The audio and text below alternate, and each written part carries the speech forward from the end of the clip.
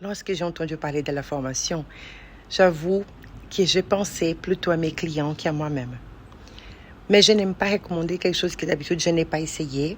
Donc, j'ai décidé de faire la formation d'abord avant de le recommander. Et l'expérience est venue d'un constat de terrain. Les managers ont peu de temps.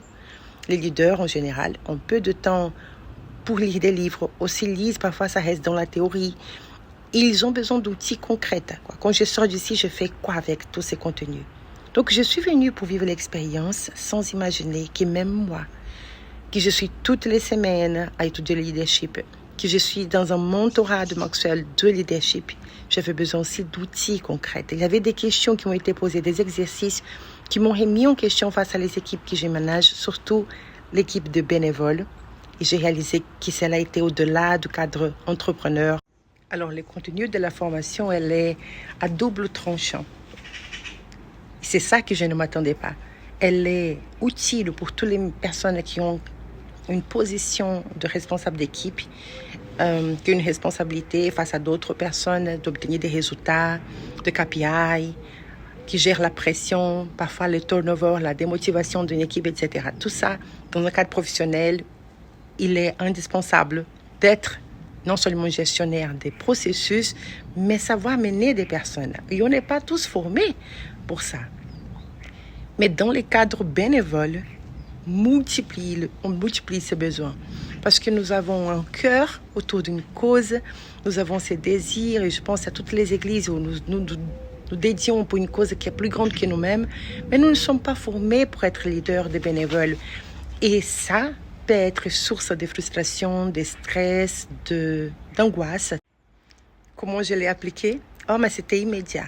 Lors des exercices, on est déjà amené à refaire cette réflexion à titre personnel, moi en tant que leader, mais aussi à préparer comment je vais mener mon équipe à cette réflexion, parce qu'une équipe ne dépend pas juste d'une tête, d'une personne, elle se construit ensemble.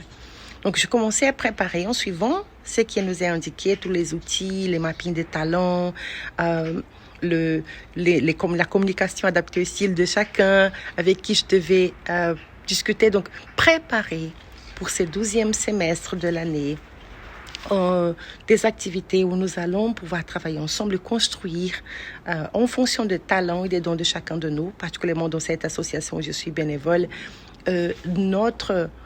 notre plan de travail, aligné à une vision, des valeurs en commun, mais en respectant les contraintes, parce que la vie est faite de saisons et parfois les personnes qui étaient disponibles une année ne sont plus là près. Comment cela a impacté l'équipe? Je me suis dévoilée. Je leur ai dit que j'étais en train de vivre cette formation, d'avoir des prises de conscience. Et à ces moments, on était sur un point où on était en train de délier des personnes qui n'étaient plus à servir dans l'équipe régulièrement. Et j'avais la responsabilité de les contacter. Et c'était, une des échanges était très difficile pour moi, parce que cette personne m'a questionné sur ma position de leader, sur des points que je n'avais pas vu venir, mais qu'elle avait raison. Et donc, j'ai pu, au travers de cette formation, dire si j'avais eu ces outils avant, je n'aurais pas commis la même erreur. Donc, l'effet de pouvoir leur dire a permis que cette personne elle est redevenue servie dans l'équipe. Et donc, ça, c'est déjà un gain concret. Et nous sommes donc en train de préparer ensemble ces 12e semestres de l'année à partir de ces outils, à travers des ateliers. Alors, toi, qui as une responsabilité, qui mène une équipe, que ce soit dans les cadres professionnels ou dans les cadres de bénévolat. Soyons clairs, si je travaille avec l'être humain, je sais qu'on fait face à des défis.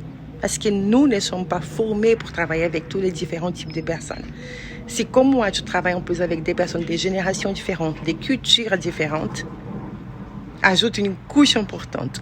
Mais si comme moi, tu as ce désir d'être bienveillante, d'avoir des visions et d'un projet, d'une cause qui est plus grande que toi, tu sais que c'est ton devoir d'être le premier à travailler sur toi, sur ta communication et mettre en place un processus qui respecte le rythme, la saison de chacun, des hommes et des femmes, qui se marient, qui ont des enfants, qui parfois ont des parents qui sont malades. Voilà, respecter la saison de chacun sans forcément délier, mais trouver la place. Comment tu peux encore servir avec nous si tu as envie.